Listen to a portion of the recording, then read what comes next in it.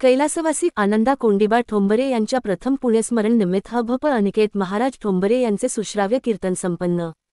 बातमीसाठी श्री दिलीप वाघमारे लोणंद। आणि त्यांनी म्हणायचं आई मधुकरी, त्यावेळी ती आई म्हणायची नाही हो पुढच्या घरी।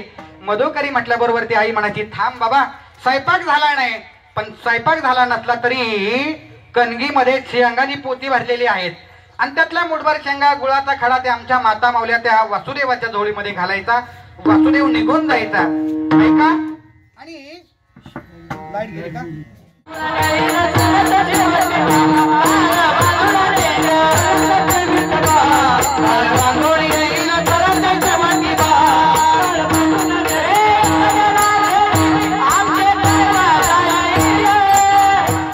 जुन्या काळातली जी आमची माणसं होती, पहाटेच्या दारापासून त्यांच्या दारामध्ये माणसं यायची। पहाटे पहाटे कोण यायचं महाराज दारात?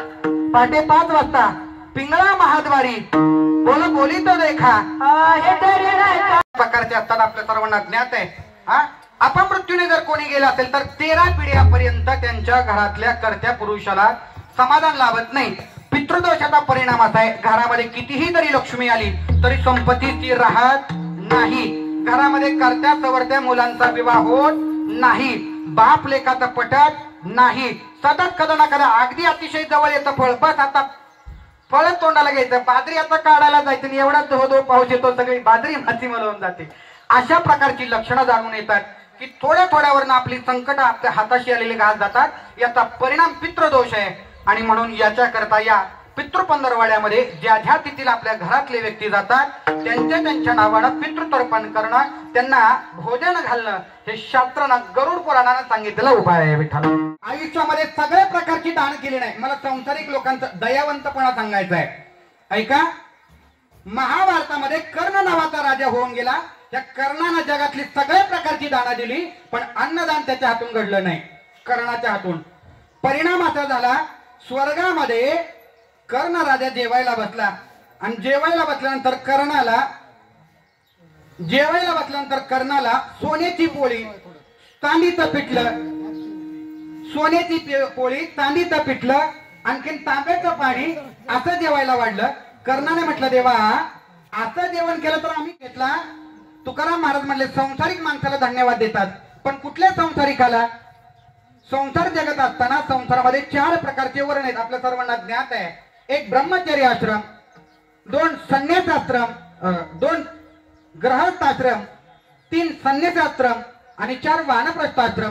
पण या 4ही आश्रमामध्ये सगळ्यात श्रेष्ठ असा जर आश्रम कुठला असेल तर तो संसारी आश्रम आहे। गृहस्थ आश्रम सगळ्यामध्ये श्रेष्ठ आहे का? कारण ह्या 4ही वर्गांच्या सृष्टीमधल्या सगळ्या जड जीवांचं पोट भरायचं काम संसारिक लोक करतात, सृष्टीचक्र चालवायचं काम संसारिक लोक करतात आणि म्हणून अशा संसारिक माणसांना महाराजांनी अभंगातून धन्यवाद दिला। पण कुठल्या संसारिक माणसांना जागरण गोंधळ करणारे नाहीत नाही का, तमाशाला जाणारे नाहीत, तर ज्यांच्या अंतःकरणामध्ये दया आहे, दया तिचे नाव भूतांचे पालन तानेले जीवन म्हणावधी, ज्याच्या अंतःकरणामध्ये दया आहे अशा संसारिक माणसाला हा वर्णन करणारा हा अभंगाच्या सेवेसाठी निवडला आहे। विठ्ठल या जगामध्ये सगळ्यात धन्यवाद महाराज कोणाला देतात तर तुमच्या आमच्या सारख्या संसार करणाऱ्या लोकांना महाराजांनी धन्यता दिली, ज्यांच्या अंतःकरणामध्ये दया आहे।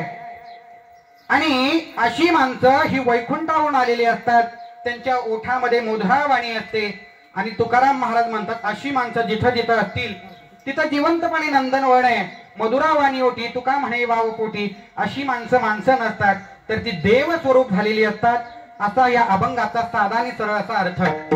आज कीर्तन किम निमित्तानं माहिती आहे आपल्या सर्वांना, पुण्य पवित्र मातृभूमीमध्ये वैकुंठवासी, कैलासवासी, सत्यलोकवासी, गोलोकवासी असणारे आदरणीय आनंदा कोंडीबा ठोंबरे दादांचं हे प्रथम पुण्यस्मरण अवघी तरवडी वस्ती म्हणजे कोपर्डे गाव हा ज्यांचा परिवार आहे, असे दादा तुम्हा मला शोकसागरामध्ये सोडून गेल्या वर्षी त्यांचं याच तिथीला निधन झालं आणि त्याच तिथीला त्यांचं आता हे असणारं श्राद्ध आहे। चमचाभर सांगणार बाळाला, बाळा चमचाभर साखर घे आणि महाराजांच्या हातावरती ठेव। त्या बाळाने चमचाभर साखर आणली आणि आपल्या हातावर ठेवली की समजून चालायचं या घरी 4 दिवस अडचण आहे, 4 दिवस या घरी मधुकरीला यायचं नाही। एवढं पुण्याचं सामर्थ्य त्या माता माऊल्यांच्या पायामध्ये।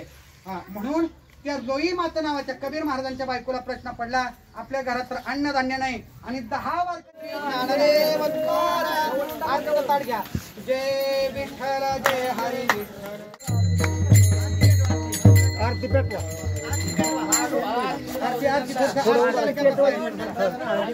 बाहेर कधी जाता कामा नये.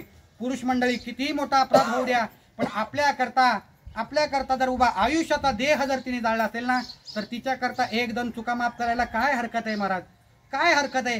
किती जरी संसार केला तरी जगामध्ये सगळ्यात शेवटच्या क्षणापर्यंत आपल्या बरोबर येणार नातं आहे. भावाचं नातं कडेला जाणार नाही, बहीण भावाचं नातं कडेला जाणार नाही, भावाचं नातं कडेला जाणार नाही, पण नवरा आणि बायकोचं नातं एकमेव नातं आहे जे शेवटच्या क्षणापर्यंत कडेला जाणार आहे महाराज. आणि मालक गेल्यानंतर ठाय मोकणारी मालकीन आपल्यानंतर रडणारी मालकीनच आहे. याचा विचार करा. म्हातारपणामध्ये पोरं आधार देणार नाहीत, सुना आधार देणार नाहीत, पण आपली मालकीन घासातला घास आपल्या मालकाला दिल्याशिवाय मरणार नाही, एवढं लक्षात घ्या. म्हणून आपल्या घरातल्या माता माऊलीचं रडणं कधी आपल्या उंबऱ्याच्या बाहेर जाता कामा नये. आपल्या माता माऊलीच्या आयुष्यामध्ये कधी पश्चाताप होता कामा नये. अरे काय पाप केलं म्हणून ह्याच्याशी लग्न झालं, असा विचार माता माऊलीच्या लग्नामध्ये आला ना, मनामध्ये आला, समजून त्याला आपल्या संसाराला उतरती कळा लागली. आता एवढं सगळं अट्टहाचं वर्णन का सांगतोय महाराज. गेली वर्णी श्राद्धाला 2 पती पत्नींचं निधन व्हावं, याच्या इतका भाग्याचा योग दुसरा कुठला नाहीये. याच्यापेक्षा वेगळं सांगू का, माता माऊल्यांच्या आयुष्यामध्ये हळदी कुंकवाच्या सड्यानं मरण येणं. आपल्या मालकाच्या अगोदर ज्या माता माऊलीचं मरण होतं येताना शास्त्र सांगतं त्या माता माऊली करता भगवान परमात्मा आरतीचं ताट घेऊन उभा राहतो. कुणाकरता? ज्या माता माऊलीला आपल्या मालकाच्या अगोदर मरण येतं. शास्त्राचं सांगतं कुठल्याही माता माऊलीनं आपल्या मालकाची जळणारी चिता बघू नये. गरुड पुराण सांगतं कोणतीही माता माऊलीला जर भाग्याचं मरण यायचं असेल ना, तर भाग्याचं मरण येण्याकरिता आपल्या मालकाच्या अगोदर आपल्या मालकाची चिता आपल्या डोळ्याने बघू नये. म्हणून असं पवित्र असं मरण कुणाला आलं तर आमच्या सोनाबाई आनंदा ठोंबरे आमच्या काकी, त्यांना गेल्या वर्षी या स्थितीला हे पुण्य पावन निधन आलं. आणि बायको निघून गेल्यानंतर अवघ्या 2 महिन्यानंतर दादांनी सांगितलं, महाराज जिच्यासाठी आयुष्याचा संसाराचा गाडा हाकायचा होता, जिच्याकडे बघून उभा संसार उभा केला, ती मालकीन निघून गेली.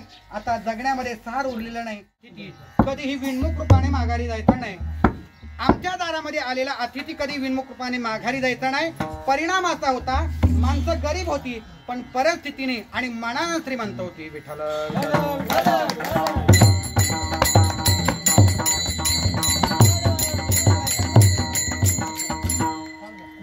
असो, लाईट येऊ द्या नाहीतर नको येऊ द्या, पण माझा आवाज तिथपर्यंत पोहोचेल एवढीची दक्षता मी घेईल. आणि मग हा जो अभंग आता मी कीर्तनाला घेतलाय ना, मग जुन्या काळामध्ये धन्य ते संसारी पण दयावंत जे अंतकरी, ज्यांच्यात अंतकरणामध्ये दया आहे त्यांना महाराजांनी धन्यवाद दिले. आणि आताच्या काळामध्ये पाहुणा आमच्या दारात येऊच नये याच्याकरता आमच्या दारावरच लिहिलेलं असतं, कुत्र्यापासून सावध राहा. अरे जुन्या काळामध्ये अतिथी देवो म्हणण्याची आमची परंपरा होती, पण आता माणसंच आमच्या दारामध्ये येऊ नये. आणि दुसरी गोष्ट अशी, जुन्या काळामध्ये म्हण अशी होती, साधू संत येते घरा तोची दिवाळी दसरा. आता म्हण अशी म्हणावी लागेल, साधू संत येते घरा तोची दारे खिडक्या बंद करा नाहीतर शिरतील भरा. मंडळींच्या करता काही सांगितलं का नाही? पुरुष मंडळींच्या वरती तुम्ही काही बोलणार आहेत का नाही? पण तुम्हाला सांगू का पुरुष मंडळी, ऐका, आपल्याकरता त्या माता माऊल्यांनी आपला देह खर्ची केला आपल्या घराकरता. अरे कन्यादान झाल्यानंतर आपल्या सासऱ्याने आपली कन्या तळ हाताच्या फोडाप्रमाणे जपलेली एकुलता एक आपला तळ हाताचा फोड आपल्या स्वाधीन केलाय आपल्या सासऱ्याने. हो, आणि आपण लोणंदच्या बाजाराला जरी गेलो आणि एखाद्या पाहुण्याला चहा जरी पाजायचा तरी माणसं विचार करतात, पाहुणा कामाला येणार आहे का नाही, जत्रेला आमंत्रण देणार आहे का नाही. म्हणजे कुणाला 5 रुपयाचा चहा पाजायचा म्हटलं तरी लोक विचार करतात. मग मला सांगा, तळ हाताच्या फोडाप्रमाणे जपलेला जीव, तळ हाताच्या फोडाप्रमाणे जपलेला जीव जर सासरा आपल्या स्वाधीन करत असेल तर हा जीव आपण कसा सांभाळला पाहिजे मला सांगा ना. अरे कपाळ त्यांचं, कुंकू आपल्या नावाचं, केस त्यांच्या नावाची, केस त्यांची, भांग आपल्या नावाचा, गळा त्यांचा, मंगळसूत्र आपल्या नावाचं. अरे देह त्यांचा, अंगावरची हिरवी साडी आपल्या नावाची, हात त्यांचे, हातावरचा हिरवा चुडा आपल्या नावाचा, पाय त्यांचे, पायामध्ये जोडवी आपल्या नावाची, आणि उभा आयुष्य देह. अरे लेकराला उदरामध्ये त्या वडवतात आणि पोराला बापाचं नाव लागतं. मला सांगा, एवढा देह आपल्या करता खर्ची घालतात, मग आपण त्यांना कसं सांभाळावं?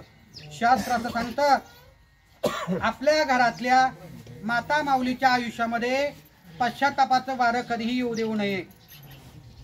जर आपल्या घरातल्या माता माऊलीचा रडण्याचा आवाज जर आपल्या उंबऱ्याच्या बाहेर जात असेल, आपल्या घरातल्या माता माऊलीचा रडण्याचा आवाज जर उंबऱ्याच्या बाहेर जात असेल, त्या दिवसापासून आपल्या घराला उतरती कळा लागते. आपल्या घरामध्ये सुख आणि समाधान नांदत नाही.